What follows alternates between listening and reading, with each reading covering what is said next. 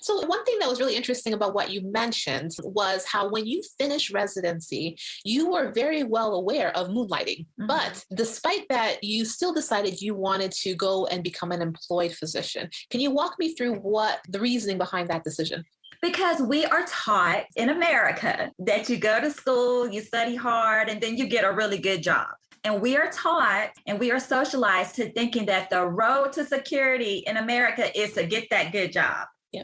Because you need those what benefits and you need what stability, because then you want to buy a house and you want to settle down. So that's the part of the American dream, right? It's part of the American dream. You grow up, you go to school, you study hard, you get that good job, and you stay in that good job until you retire. But when I came out, the medical marketplace was rapidly changing. Now there's corporate medical groups, and there's a new corporate medical group on every corner coming up. And the corporate medical group way of doing medicine and employing physicians is something that we weren't taught about during our training. Because then not only do you have to deal with being employed by the corporate medical group, then you have to think about the fact that the corporate medical group has contracts with these hospitals.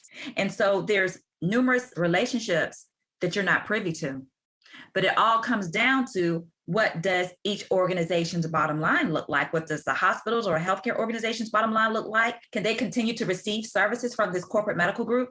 The corporate medical group is then looking at their bottom line saying, okay, can we continue to provide services to said organization? And can we continue to employ our physicians at said cost? Lots and lots and lots and lots of relationships that we aren't privy to, that we weren't taught about, that we didn't know to ask about. And we get caught up in the churn, and we're the casualties of that.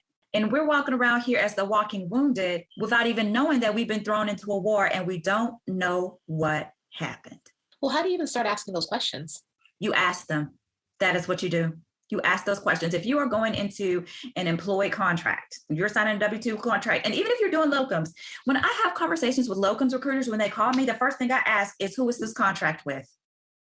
I need to know who the contract is with. I need to know if the locums company is contracting directly with the hospital, or if the locums company is contracting with a corporate medical group who is then contracting with the hospital.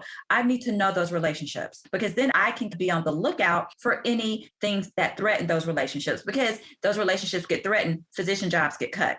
For those people about to sign a contract, know who you're working for. You got to ask this question: who am I working for? Because what many people don't know, and I didn't know, is that these corporate medical groups, oftentimes these national corporate medical groups, will form organizations in the state so that they can do business in the state. So you got to see whose name is on that contract, because it could be corporate medical group XYZ, but in the state where you're working, they're doing business as corporate medical group ABC. So you need to know who you're working with. For us, by us, and just for us, this is Hope for Med.